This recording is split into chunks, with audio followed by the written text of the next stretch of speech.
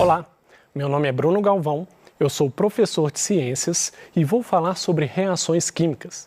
Esse conteúdo é voltado para o 9º ano do ensino fundamental e faz parte do grande tema matéria e energia.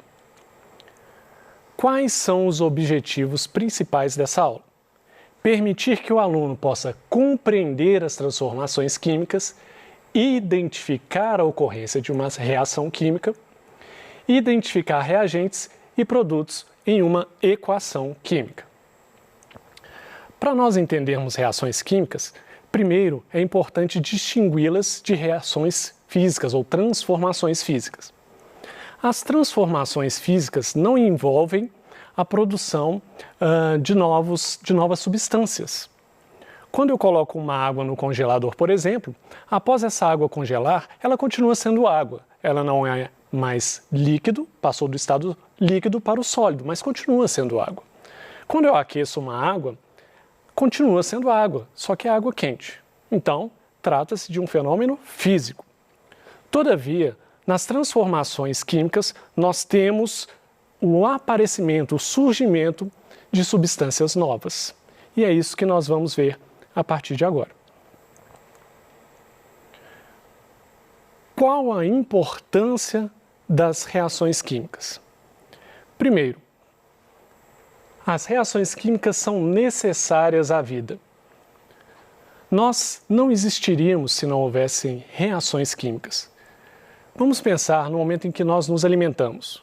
Quando você ingere um alimento, esse alimento vai até seu estômago, ali já começa a sofrer reações químicas, até na saliva mesmo, na sua boca já começa, mas vamos pensar de uma forma geral. No estômago sofre várias reações químicas para tornar esse alimento bem pequeno, fazer com que esse alimento se transforme em moléculas pequenas o suficiente para o seu sangue levar a cada célula do seu corpo. E essas moléculas nutritivas, que são levadas às células do seu corpo, ainda precisam de ser quebradas para gerar energia, para que a gente possa falar como eu estou falando agora, para que você possa prestar atenção em mim como você está prestando agora. Então não existe vida sem reações químicas. Esse é um ponto importante. Outros pontos. Elas estão presentes no nosso cotidiano, como por exemplo, apodrecimento de alimentos, formação de ferrugem, queima de combustíveis, entre tantos outros exemplos que a gente poderia citar aqui.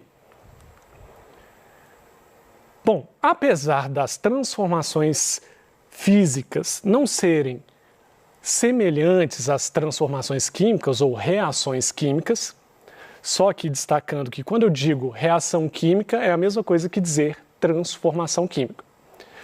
Apesar de serem diferentes, transformações físicas ou evidências físicas podem nos ajudar a perceber as reações químicas. Vamos ver algumas evidências. Desprendimento de gás. Quando nós misturamos duas substâncias, pode ser um sólido com um líquido com um sólido, acontece que pode haver um surgimento de gases. Aí você tem uma evidência de que está ocorrendo ali uma reação química. Formação de precipitado, conforme aqui está descrito. Formação de precipitado, imagina só, você mistura dois líquidos e de repente formam-se alguns flocos nesse líquido e essa mistura então vai deixar esses flocos ali ou na superfície ou eles vão ir para o fundo do recipiente. Isso é indicativo de que houve uma reação química. Produção ou perda de calor. Se você misturar duas substâncias diferentes e aquela mistura ficar quente, ou seja, ganhar calor, ou perder calor, perdão, e aí você vai perceber que o recipiente ficou quente, ou se ela resfriar, isso também é uma evidência de reação química. Um bom exemplo disso é quando você mistura um ácido com água. Ao misturar ácidos com água, a maioria dos ácidos, você vai ter um aquecimento daquele sistema e isso é uma evidência que está ocorrendo uma reação química. Produção de luz. Tem um exemplo lindo sobre produção de luz, que é o exemplo dos vagalumes.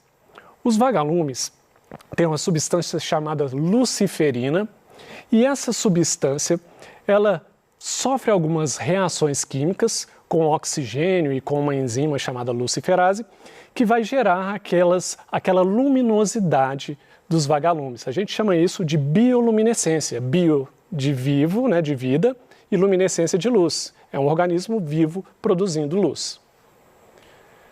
Alteração no odor. Então você pode ter aqui uma substância que não tem cheiro nenhum, outra substância também sem cheiro, aí você mistura e sobe aquele fedor horroroso, ou então sobe um cheiro agradável. Isso também é uma evidência de reação química. E finalmente, mudança de cor. Você pode misturar dois líquidos translúcidos ou transparentes e ao misturá-los, de repente você vê que fica verde ou fica amarelo. Outra evidência de reação química.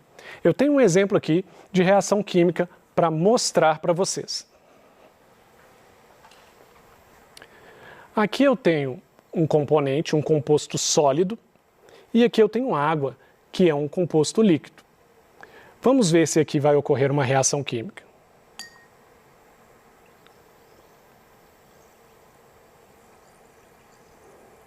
Percebem a formação de bolha?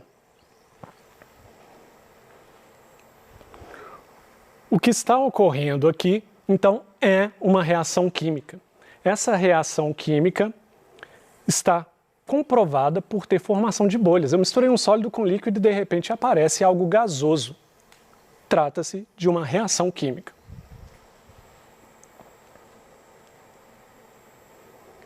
Agora, como nós podemos representar essas reações químicas? Ora, nós precisamos de uma forma de colocar isso no papel para a gente poder se comunicar, para um químico poder se comunicar com outros, cientistas. E é para isso que existem as equações químicas. As equações químicas, elas utilizam de símbolos universais para representar as reações químicas e assim os cientistas do mundo inteiro e os químicos podem se comunicar falando a mesma linguagem. A primeira coisa que nós temos que saber sobre as equações químicas está aqui, que são essas setas vermelhas. Essas setas vermelhas sempre vão apontar em direção aos produtos. Então, antes da seta você tem o reagente, após a seta tem os produtos. Eu coloquei embaixo também o contrário, mostrando que se eu coloco a seta no sentido invertido, continua a mesma coisa. Os produtos ficam do lado em que a seta está apontando para eles. Bom, os reagentes, então, são aquelas substâncias que reagem uma com a outra para formar uma nova substância ou novas substâncias. E o produto é justamente essa nova substância formada ou essas novas substâncias formadas. Vamos a um primeiro exemplo aqui de equações químicas. Temos aqui nessa figura C, que representa o carbono, mais O2, que representa o oxigênio, que são os reagentes. Esse sinal de mais está dizendo que eles vão reagir entre si. A seta aponta para o produto dessa reação, que é o CO2. Então, o produto é o CO2. O que nós temos aqui, então, é carbono mais oxigênio gerando gás carbônico, famoso gás carbônico, aí presente na poluição, na fumaça que as indústrias liberam e os canos de descargas de automóveis também liberam. Embaixo eu escrevi a equação ao contrário só para mostrar para você que a seta sempre vai apontar para o produto. Não somente isso as equações químicas mostram, mas as equações também, elas podem mostrar se aquelas substâncias que estão participando daquela reação química, se elas estão no estado sólido, líquido, gasoso, ou se elas estão dissolvidas em água. É justamente isso que está mostrando aqui, ó. A letra S significa que aquela substância está no estado sólido. A letra L significa que está no estado líquido. G, estado gasoso, e AQ é de aquoso, ou seja, aquela substância ela não está pura, ela está dissolvida em água. Vamos ver agora um exemplo mostrando justamente isso, mostrando uma equação química e em que estado físico que elas estão. Veja esta equação. Essa é uma equação que representa a reação de neutralização ácido-base. É quando você mistura um ácido com uma base. HCl aquoso, ou seja, ácido clorídrico aquoso, reagindo com NaOH aquoso, ou seja, hidróxido de sódio aquoso, gerando NaCl aquoso. O NaCl é o cloreto de sódio, o famoso sal de cozinha, mais H2O líquida, que é a água. Repare, então, que uma equação química ela pode sim mostrar o estado físico. Nem sempre. Algumas equações químicas podem ser representadas sem mostrar se aquelas substâncias estão no estado líquido, sólido ou gasoso, ou estão em meio aquoso também. Outra coisa que precisamos entender nas equações químicas é o famoso índice. O índice, ele se encontra à direita do átomo que ele faz referência. Veja nessa figura.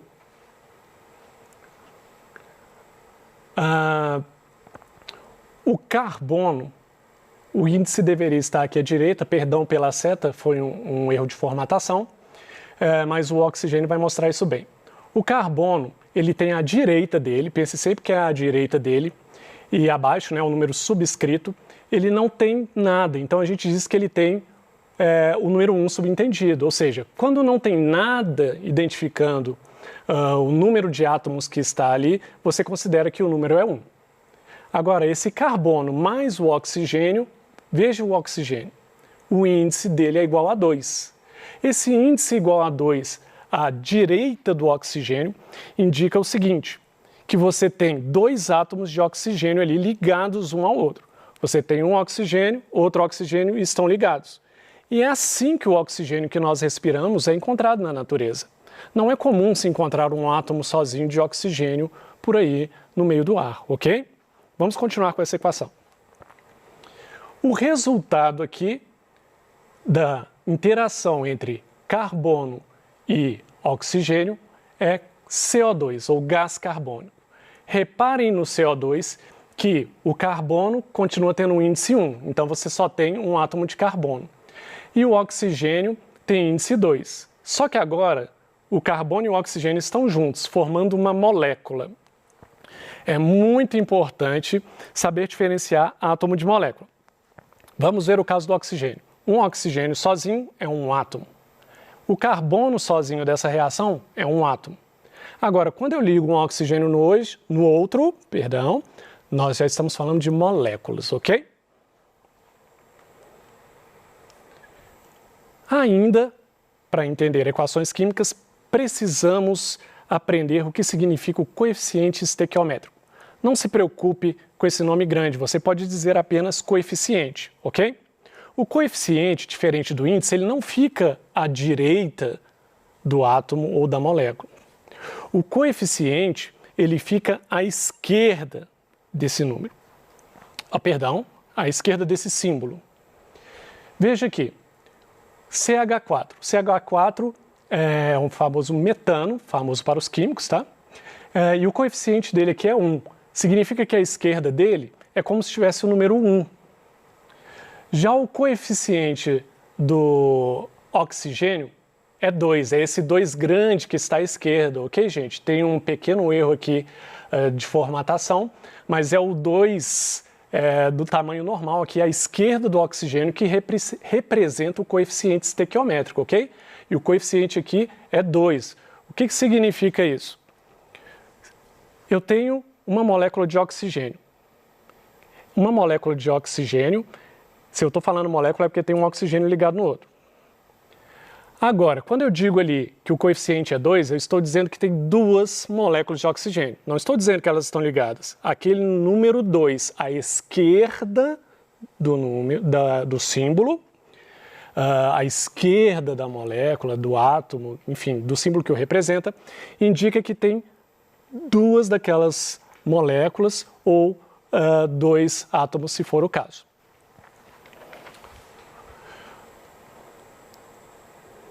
Bom, aí é importante nós vermos alguns exemplos que são fundamentais e que a gente lida com eles o tempo inteiro, inclusive na escola. A gente ouve muito falar de fotossíntese, mas como que ocorre a fotossíntese? É muito comum a gente ver esse tipo de figura aqui. A água e os sais minerais são retirados do solo através das raízes. Essa água e sais minerais são levados, então, para todas as partes das plantas. A planta retira gás carbônico do ar, que é esse CO2, e ela pega esse gás carbônico, a água e os sais minerais, e faz uma reação química com essas substâncias. E para fazer essas reações químicas, ela usa a energia da luz solar. Uma vez feito isso, ela produz oxigênio e libera esse oxigênio, além de produzir a glicose. A glicose é a molécula fundamental para a grande maioria dos seres vivos, é uma molécula nutritiva para as nossas células. Vamos ver como fica isso aqui em forma de equação química. Eu vou ler essa equação química de uma forma que você possa entender. 6 moléculas de CO2 no estado gasoso, ou seja, 6 moléculas de gás carbônico no estado gasoso, reagindo com 6 moléculas de H2O líquido, ou seja, 6 moléculas de água, mais a energia da luz, vão gerar C6H12O6 aquoso. O que é esse C6H12O6? É a molécula de glicose, uma molécula energética que nós utilizamos para poder fazer nossas atividades diárias.